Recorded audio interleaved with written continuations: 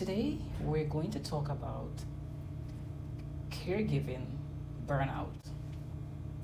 Let's start with the human connection. Today, we're stepping into a role that millions of people occupy every day, often in total silence: the caregiver. Whether caring for an aging parent, a spouse with a chronic illness, or a child with special needs, caregiving is one of the most noble tasks a person can undertake, but it is also one of the most taxing. How it happens both overnight and over years, the physical and emotional signs to look for, and how we can support those who give so much of themselves to others. Burnout doesn't always look the same. It generally manifests in two distinct patterns: acute burnout and chronic burnout. Now we have acute, which is a fast onset burnout.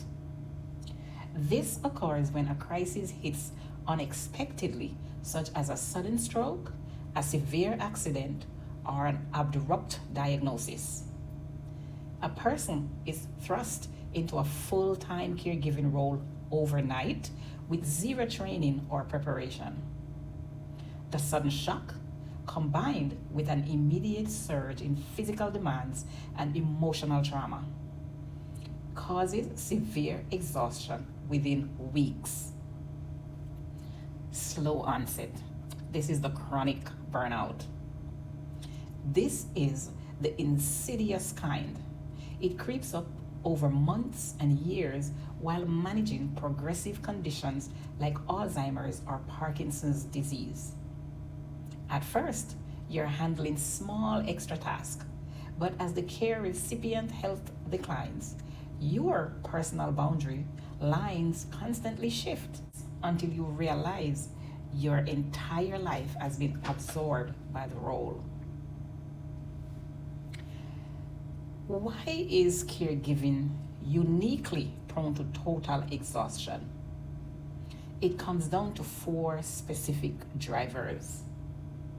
Number one, role confusion. It is deeply complicated to transition from being just a daughter, a son, or spouse to being a primary nurse and manager.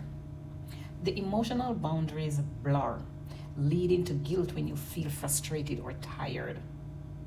Number two, unrealistic expectations.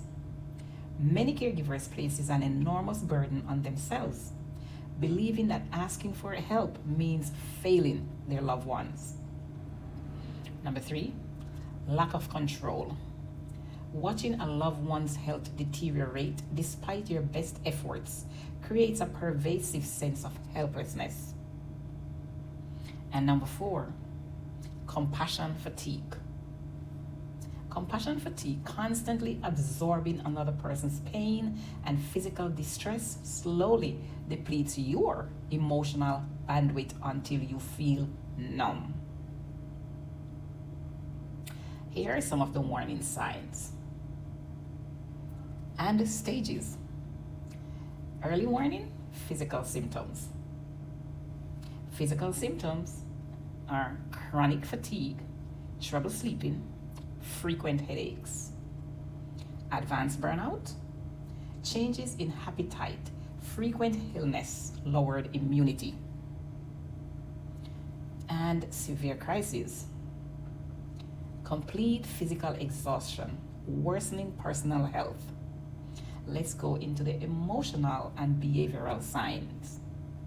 Irritability, withdrawing from social activities, constant anxiety, feelings of resentment, loss of interest in hobbies.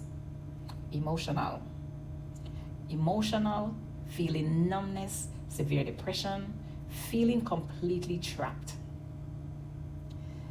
Have you ever faced any of these or experienced any of these as a caregiver? If you are a caregiver feeling this strain, recognize it is not a sign of weakness. It is a signal that you need support.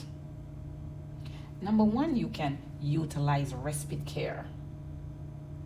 Respite care, you get professional help from services or trusted family members that can step in for a few hours or days to give you a genuine break. Number two, set firm boundaries. It is okay to say no to non essential tasks. Protecting your sleep, nutrition, and basic health is non negotiable. Number three, join a support group. Connecting with people who truly understand the complex guilt and exhaustion of caregiving help breaks the isolation. Number four, seek professional help. Therapists specializing in medical trauma or caregiver support can provide crucial coping strategies. Remember, you cannot pour from an empty cup. Taking care of yourself isn't selfish. It is the fundamental requirements for taking care of anyone else. We will end this topic here for now. Thank you for tuning in. Chilling with Veronica. Take a deep breath, reach out for support, and take care of yourself today. And we will continue on this subject in my next episode. Please remember to comment. Give me your thoughts, your insights, your point of views on your feelings or your experience. And please subscribe, like, and share. Thanks again.